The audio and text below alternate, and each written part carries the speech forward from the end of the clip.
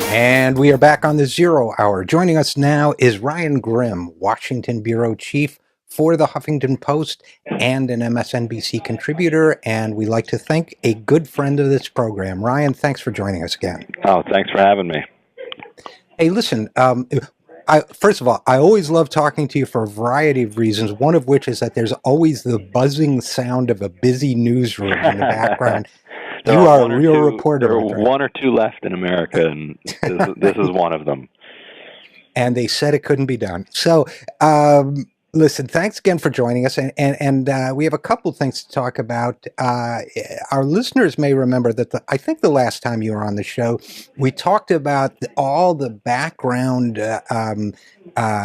cloak and dagger stuff between the Senate Intelligence Committee and the CIA, as the Intelligence Committee was, which nominally has oversight for the CIA, was trying to get information for its report on the use of torture. Now that report is out, and I guess my first question to you is, having heard about this and read about it for so many months, was the report what you expected? Was it different? What was your reaction to it based on what you knew going in? It was, and as we got closer to it being released, we got some more detailed briefings on what would be in it, and those comported pretty closely with what was.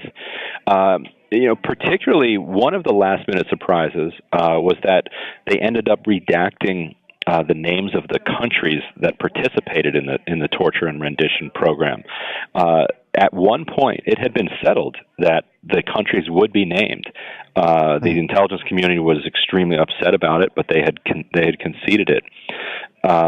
And then, it was funny. So on Sunday, I was actually talking to an intelligence community source, and I said it's strange that they fought so hard, to fight over personnel, the aliases of CIA personnel, but didn't fight so hard over the names of the countries, Poland, etc.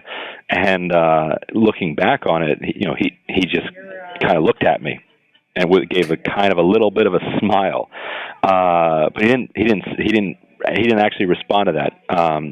And then the next day, or 2 days later, the report came out, and boom, all the countries had been redacted. And so, looking back on our conversation in hindsight, I was, I see, they won. Right. And I had realized it, and he didn't want to say it at the last minute.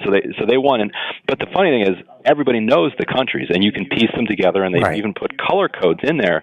But what matters there is that for some reason, there is some political significance to the country's name appearing in the report that particularly causes problems for governments back home. All of these governments, basically have been outed by one reporter or one book or one memoir or another, and they've kind of already gone through their own political processes to deal with that. But there's something about seeing the name in print in a U.S. government authorized document that tends to push the situation even further. And so, even though everybody knows what they are, the color coding was kind of the compromise that the CIA came up with. And if you look around the world, there were no protests or riots, and no governments fell. And so that's just a peculiarity of foreign policy and that was the one surprise that came out of it. The rest of it was horrifying in its detail, but unfortunately expected in its generality. Right, and absolutely, and I think, as you said, we know some of those countries, Poland, Thailand, and so on.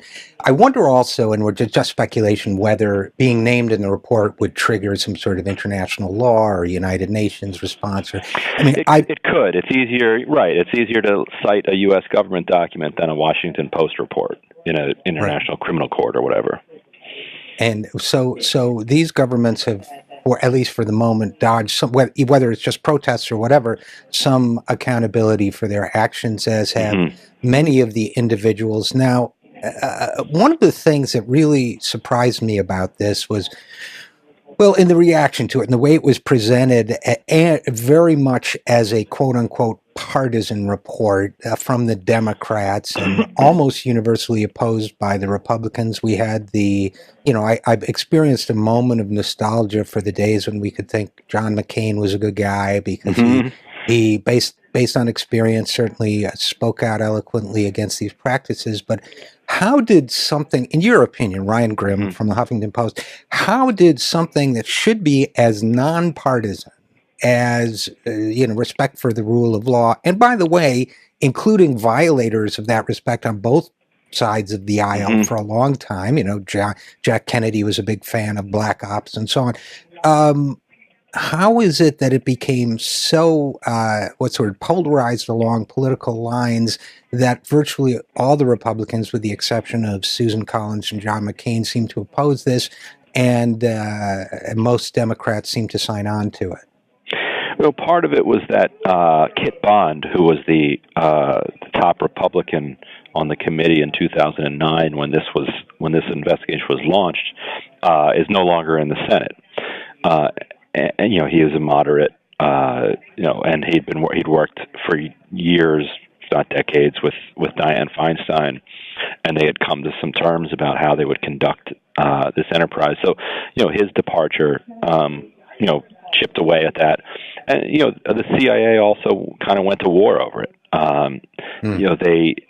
They considered these Senate staffers who were doing the investigation to be basically enemies, and they have plenty of contacts on the Republican side of the aisle, and they used their they used their influence with them to kind of sour the relationship, and then the Senate staffers also saw themselves as having some animosity with the CIA. It was a very tense, very difficult relationship, and so that really contributed to it, because there really wasn't the sense that anybody was in it together to kind of get to the truth. It quickly became a real knife fight. The CIA even forwarded charges against Senate staffers to the Department of Justice. A lot of people don't remember or realize that they wanted the Senate staff charged with crimes for the way that they were carrying out the investigation. The CIA IG looked into the charges that were forwarded to the DOJ and determined that they were based on outright misinformation. The CIA then later was caught spying on the Senate staff. It got quite ugly, and when things get ugly like that in Washington, people pick sides, and you don't have to give the Republicans much time to think about which side they're going to take in that fight. Well, interestingly in all this, and we're talking with Ryan Grimm, Washington political editor of the Huffington Post from their bustling newsroom, interestingly enough, by doing so, although this was not presented this way by anybody, weren't the Republicans, in effect, not only siding with the CIA, but siding with President Obama and the White House, who were also basically picking up the chains and the knives on the CIA side of this gang fight, too. Yes, more or less, and I think actually the Senate Democrats are largely to blame for that, and here's why. When they went into this investigation, they decided that the question they were going to answer was torture effective over the 5-year period that it was used by the CIA, and once you have set up the question that way. Then you're going to have people taking different sides, and the CIA was I don't want to say forced, but the CIA had for years been saying that torture was effective, and so both in public and in private, and so they were being accused of lying, and so in order to defend the integrity of what they told the public and what they told the White House and Congress, that they had to then prove that torture worked. And in order to say that torture didn't work, the Senate staffers had to argue that the CIA was lying about it. about it having worked. Now, but to me, the question of whether it's effective is the wrong one. Right. Even if you can conclusively answer that over that 5-year period it wasn't effective, what's to convince President Cruz or whoever that he can't do it better? If the only argument is that you didn't do it well enough, then that's not an argument not to do it. That's just an argument to do it better. Well, there are a lot of things that could conceivably be effective, quote unquote, that are against our values. I mean, you could take a suspect and kill his children one by one on live television. That would probably be, or might be, effective, or perhaps not, based on what we know now. But that wouldn't be the question, would it? Right. No, burglary is effective. Right. Oh, well, we've been doing that. We've had black bag operations for years. I hate to sound cynical, but we have, as I've mentioned in sort of editorial comments, we have a president who says he's not going to take sides on this issue. I mean, it's not like he's in a position where he has to make decisions about matters of tactics and importance. But it'd be nice if he said, "I'm not going to take a position on it because it's wrong, immoral, and illegal." And therefore, it doesn't matter if it's effective. If that's what he was saying, but they're kind of just saying we're not going to take sides in it. To his credit, he ended it, campaigned against it, and ended it. To his discredit, nobody was prosecuted, and you get the charade of the CIA director saying, "Look, there were no prosecutable crimes, so therefore nobody did anything wrong." And I have the suspicion that as much as anything else, he ended it because it wasn't effective. I mean, that's the irony of all this. But having said that, I guess the other question I'd love to ask you about this just briefly, and then we'll go to a break. But we know that, we have to assume that if this is what was in it, after all the redaction and all the negotiation and all the back and forth, there had to be some pretty horrible stuff that wasn't in it, right? There were a lot of moments where it would say, for more details on this, see Volume 3. You'd be like, what do you mean see Volume 3? Give me Volume 3, and then I will see Volume 3. But even what they did include in this, accidentally picking up your own sources and torturing them, and until headquarters tells you, oh, what these people are telling you under torture is true. They actually are CIA sources. That sort of thing, and just the brutality of the torture, the sleep deprivation, which comes right from the Soviet Gulag. They studied the Soviet system and adopted its most heinous practices, its most heinous of which is sleep deprivation, which has the benefit for defenders of saying, oh, what? So what? It's not a Four Seasons. Right. Yeah, which is just appalling, and we could go on forever about this, but and the sort of outrage of it all. But we're going to have to take a break from the outrage and come back after this. We're talking with Ryan Grim, who is the Washington bureau chief for the Huffington Post. We will be right back after this. I'm Richard RJ Eskow, and this is The Zero Hour.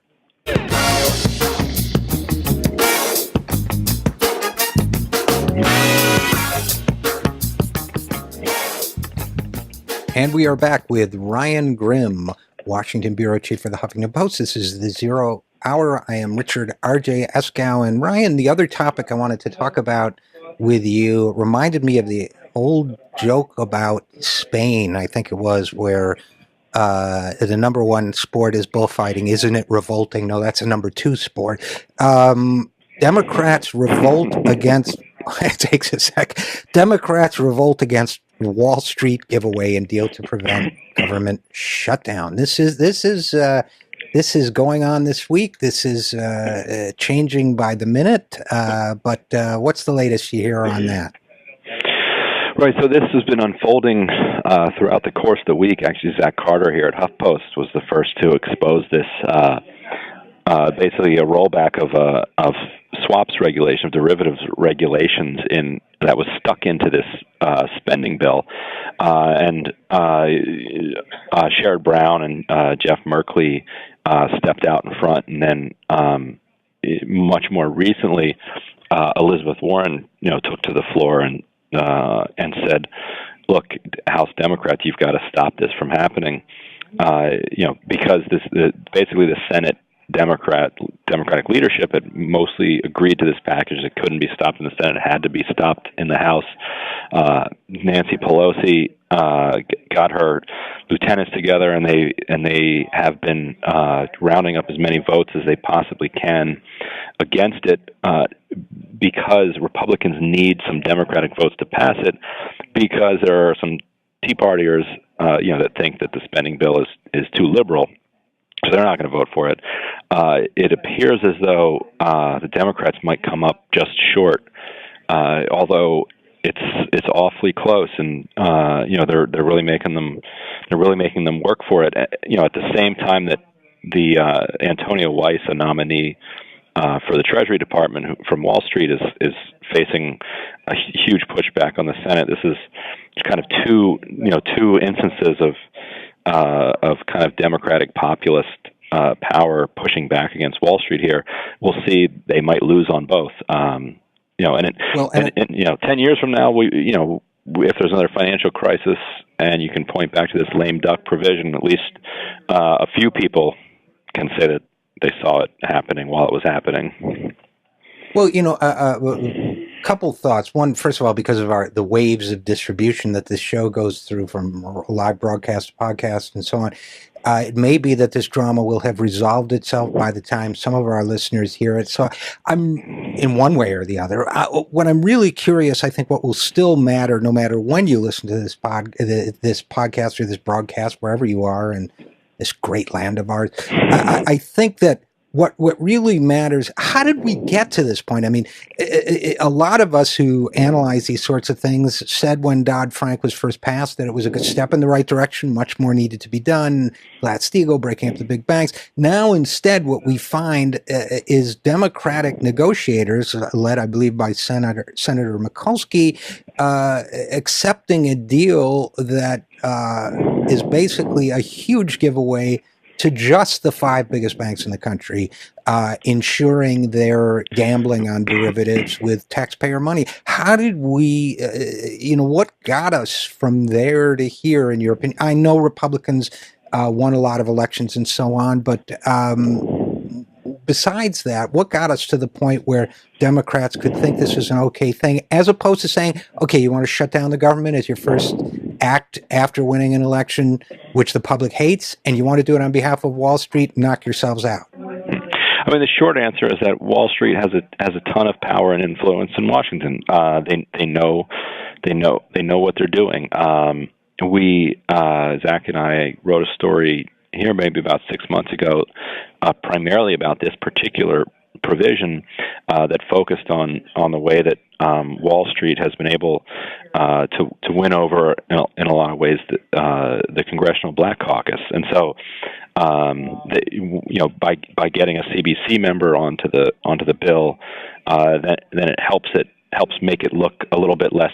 controversial. Like this is not just some Republican shill thing for Wall Street. Look, here's Gwen Moore on the bill. That's just one. Right. That's just one tactic. But when you have the amount of money that Wall Street has to lobby, you can do all of these extremely smart different moves. That and that's one of them. They've been pushing this repeal. Basically since Wall Street reform first passed.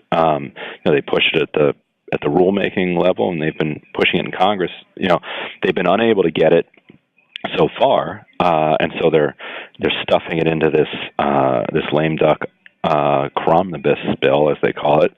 But maybe they would have been able to get it next year once the Republicans took over the Senate. But this shows that how powerful and relentless the Wall Street lobby is, and they're also very sophisticated. Barney Frank at one point had said nice things about this, and so did Sheila Bair at one point. They've both clarified and repudiated that, but they will use that. Then they use it up till today to say, look, this isn't controversial. Barney Frank and Sheila Bair said this about it. And so they're very good at saying, look, this is complicated. here's some people who say it's an okay thing. Let's just allow us to do this. Well, but of course, it's not that complicated. It's you can explain it to anybody in 3 minutes. It's putting the taxpayers on the hook for the same kind of gambling instruments that helped bring down the economy in 2008. That's it. Done. It's not complicated. Right. One, right? And I mean, two, I guess what you're saying is all they need is to create the illusion of ambiguity in order to force this stuff through. And by the way, the other piece of good news for the oligarchy in this deal is lifting even further the limits on how much individuals can contribute to a political party in an election cycle, which is a line in the Times just I thought was darkly hilarious. Was representatives of neither party would acknowledge having inserted the language into the bill. It just materialized there, and money wrote it. But yeah, exactly, it wrote itself. Money wrote itself into the bill. But of course, that helps the party structure as it exists. That helps the so-called centrists. So we don't know where that came from either, but I will take it on advisement that money is smart, Wall Street is smart. But I have to ask you this, speaking of not smart, who came up with the name Cromnibus? It's like the worst name ever. I kind of find it appropriate. It seems fitting for an institution that produces what it does for a name like Cromnibus to be slapped on it. Or like cram it up your bus, kind of. Like it just feels somehow fitting.